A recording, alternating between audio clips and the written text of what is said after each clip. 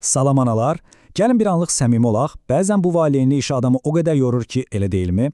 Bugünkü izahımızda biz gənc Məsih analar üçün olduqca aktual, bəzən tükəndirici, amma bir o qədər də həyata əhəmiyyət daşıyan bir mövzuya toxunacağıq. Övladlarımızı müqəddəs kitab prinsipləri ilə böyüdərkən qarşılaşdığımız o bitib tükənməyən yorğunluğun ötəsindən necə gələ bilərik? Biz uşaqlarımızın davranışlarını idarə etməklə yanaşı, onlarda əsl qəlb dəyişikliyinə necə nail ola biləcəyimizi addım-addım parçalayacağıq. Hazırsınızsa, dərhal başlayaq.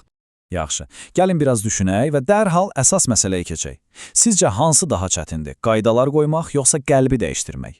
Bu sual və hər gün yaşadığınız o daxili mübarizə yəqin ki, çoxunuza, hətta deyərdim ki, hamımıza tanışdır. Biz analar olaraq tez-tez düşünürük ki, əgər uşağa qaydanı dəqiq izah etsək və onu daim nəzarətdə saxlasaq, hər şey saat kimi işləyəcək. Amma reallıq tam fərqlidir, düzdür? Oyuncaqlarını yığ və ya xaçma kimi qaydalar qoymaq bəzən çox asandır. Bəs o balaca ürəklərin içindəki inadkarlığı dəyişdirmək, bax bu tamamilə başqa bir hekayədir. Baxın, məhz bu fikir bizim bugünkü izahımızın ana xəttidir. Uşaqların qanuna, yəni qaydalara ehtiyacı var. Lakin yalnız və yalnız lütf onların qəlbini dəyişdirə bilər. Biz tez-tez çox böyük bir səhv edirik. Elə bilirik ki, tətbiq etdiyimiz o sərt qaydalar gedib uşağın daxilində xarakterini dəyişəcək. Halbuki qaydalar yalnız xarici sərhədləri cızır. O ən ağır işi, yəni daxili çevrilməni, o inadkar qəlbi yumşaltmağı yalnız Allahın lütf edə bilər. Yəni qaydalar mütləqdir, amma lütf tamamilə əvəz olunmazdır. Birinci hissə, mükəmməl qaydaların problemi. Gəlin görək, niyə biz yalnız qaydalara güvəndikdə bu qədər yoruluruq? Çünki biz bu tükəndirici dövrəyə düşürük.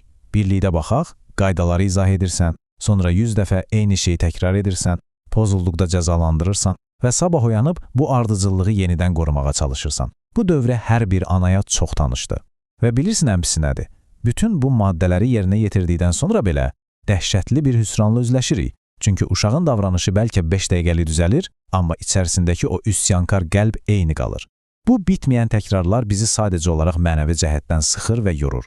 Və bu müqayisə başa düşməli olduğumuz ən həlledici fərqi olduqca parlaq şəkildə nümayiş etdirir. Təsəvvür edin, qapını çırpan bir yeniyetmə və ya oyuncaqlarını qışqıra-qışqıra toplayan balaca bir uşaq. Onlar zahirən sizin dediyinizi edirlərmi? Bəli. Otaq təmizlənirmi? Bəli. Amma bu zahiri itaət sadəcə qorxuya əsaslanır. Daxildə o uşaq sizə qarşı tam bir üsyan içindədir. Mükəmməl qaydalar məhz burada iflasa uğrayır. Çünki onlar qəlbə deyil, yalnız xarici formaya təsir edir. Halbuki bizim əsl hədəfimiz köklü, daxili bir qəlb dəyişikliyidir. İkinci hissəyə keçirik. Qanun, əyri xətt üçün xəttkeş. Bu nə deməkdir? Gəlin araşdıraq. Bəlkə də düşünürsünüz ki, onda mən ümumiyyətlə qayda qoymayım. Xeyr, qətiyyən. Romalılara 7-7-nin də bizə xatırlatdığı kimi qanun, yəni qaydalarımız olduqca zəruridir. Uşaq doğulanda nəyin doğru, nəyin yanlış olduğunu bilmir axı. Qaydalar onlara qoruyucu sərhədlər çəkir, onları qoruyur. Və ən əsası, qanun uşağa mən səhv etdim deməyi öyrədir. Qaydalar onların içindəki o egoist təbiəti, o günahı işıqlandırır, aşkara çıxarır. İndi mən bu metaforanı çox sevirəm və məncə hər şeyi tam aydınlaşdırır. Təsəvvür edin ki, əlinizdə bir xəttkeş var və kağızda əyri bir xətt çəkilib. Xəttkeş sizə o xəttin əyri olduğunu çox dəqiq göstərir, düzdür? Evdə qoyduğumuz qaydalar da məhz bu xəttkeş kimidir. O, problemi mükəmməl diaqnoz edir. Uşağın itaətsiz olduğunu sizə və ona göstərir. Amma xəttkeşin o xətti düzəltmək gücü varmı? Əsla yox. Qanun xəstəliyi göstərir, amma heç bir dərman, heç bir müalicə təqdim etmir. Yəni, biraz daha dərinə getsək, qaydalar sərt və ya yumşaq olmasından asılı olmayaraq, heç vaxt uşağın qəlbini dəyişdirə bilməz. Onlar nə günahı yuyub apara bilər, nə də uşağa itaət etmək üçün daxili bir sevgi və güc verə bilər. Düşünün, əgər yalnız sərt qaydalar və cəzalar uşağın qəlbini həqiqətən sağalda bilsəydi, onda bizim İsa Məsihə heç ehtiyacımız olmazdı, elə deyilmi? Üçüncü hissə, valideyn nəzarəti tələsi. Görək qanunu yanlış istifadə edəndə biz anaların başına nələr gəlir? Bu bizim üçün çox təhlükəli bir tələdir. Yorğunluq, stres, yuxusuzluq. Anlayıram sizi, biz sadəcə evdə sakitlik olmasını, hər şeyin qaydasında getməsini arzuluyuruq. Lakin yalnız itaətə kökləndikdə, biz fərqinə belə varmadan, sevgi dolu bir anadan çıxıb, daima nəzarət edən, ancaq tələb edən, hər xırda səhvdə partlayan bir həbsxana nəzarətçisinə çevrilirik və ya hər şeyi mühakimə edən bir hakimə. Belə olanda isə övladımızla o gözəl mənəvi bağımız qopur və biz sadəcə qanunun quru icraçısı olub qalırıq. Hazırsınızsa, sizə biraz acı bir həqiqət deyim. Gəlin tamamilə dürüst olaq.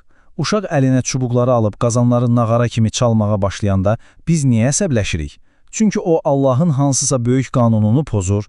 Əlbəttə ki, yox. Sadəcə olaraq bizim başımız ağrıyır, seriala baxırıq və ya dincəlmək istəyirik deyə rahatlığımız pozulur. Bir çox halda biz şəxsi komfortumuzu, öz rahatlığımızı götürüb ilahi bir qanun səviyyəsinə qaldırırıq. 4-cü hissə. Uşağın qəlbini dəyişdirən lütf. Gəlin o qaranlıq tələdən işığa doğru çıxaq. Bəs yaxşı, çıxış yolu nədir?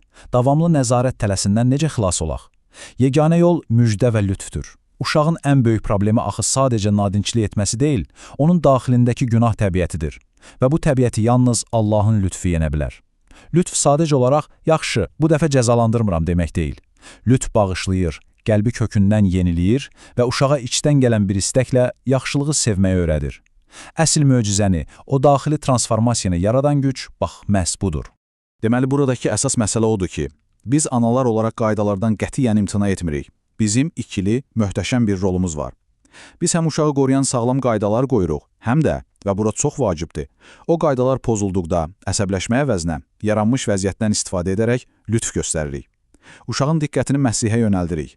Yəni onlara praktik olaraq göstəririk ki, səhv edəndə gizlənmək lazım deyil, əksinə, Allahın mərhəmətinə qaçmaq lazımdır. 5-ci hissə. Təcrübə. Bəs bütün bunlar gündəlik, real vəziyyətlərdə necə görünür? Nəzəriyyəni bir kənara qoyaq, gəlin lap praktik vəziyyətlərə baxaq. Çox stresli bir andasınız, uşaq yenə qaydanı pozub. Yalnız qanuna fokuslanan bir ana belə deyəcək. Sənə neçə dəfə deməliyəm, sən yenə mənə qulaq asmırsan. Bu, uşağı sadəcə günahlandırır və sizdən uzaqlaşdırır. Amma qanun və lütf anası fərqli yanaşır. Bala, etdiyin hərəkət tamamilə yanlışdır və bunun nəticələri olacaq. Amma gəl oturub görək, sənin qəlbində nə baş verir ki, sən bunu etdin. Bilirsən, bizim hamımızın Allahın köməyinə ehtiyacı var. İkinci yanaşma həm qaydanı qoruyur, həm də eyni anda o balaca qəlbə çobanlıq edir. Təsiri inanılmazdır. Və indi güzgünü yavaş-yavaş tamamilə özümüzə tərəf çevirməyin vaxtıdır. Tərbiyə prosesində biz həmişə elə bilirik ki, bütün problem, bütün günah uşaqlardadır. Amma səmimi etiraf edək, evdəki o qışqırıqların, gərginliyin arxasında dayanan ən böyük problem çox vaxt bizim öz tələbkar, səbirsiz və hər şeyi nəzarətdə saxlamaq istəyən qəlbimizdir. Yəni, gəlin boynumuza alaq, biz gün ərzində bəlkə 50 dəfə xırda şeylərə qıcıqlanırıq. Hər şeyin mütləq şəkildə bizim cızdığımız plana uyğun getməsini istəyirik. Və bütün bunlar əslində nəyi sübut edir? Onu sübut edir ki, biz özümüz də xilaskara, uşaqlarımız qədər dərindən və çarəsizcəsinə möhtacıq. Düşünün, biz özümüz Allahın lütfüne bu qədər möhtac olduğumuz halda, niyə onu övladlarımızdan əsirgəyirik?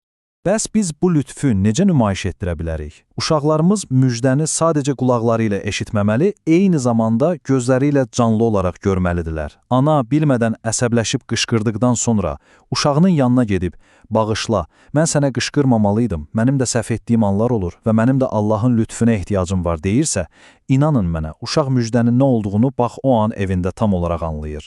Sizin səbriniz, xatalarınızı qəbul etməyiniz onlar üçün ən yaxşı İncil dərsidir. Və beləliklə, bugünkü izahımızın sonuna gəldik. Sonda bu çox güclü sualı özünüzlə aparmağınızı istəyirəm. Bugün, elə bu an, övladınızla aranızda olan münasibətdə o sizi necə görür? Yalnız bir qanun qoruyucusu, sərt bir hakim kimi, yoxsa daxilinizdən süzülüb gələn Məsihin lütfünü sizin baxışlarınızda, sözlərinizdə hiss edir? İcazə verək ki, Allahın lütfü əvvəlcə bizim öz qəlbimizi yumşaltsın. Məhz o zaman o eyni məhəbbətlə övladlarımızın qəlbinə həqiqətən toxuna biləcəyik. Bizi izlədiyiniz üçün böyük təşəkkürlər. Düşünmək və böyümək üçün həqiqətən də möhtəşəm bir gündür. Növbəti görüşlərə dək.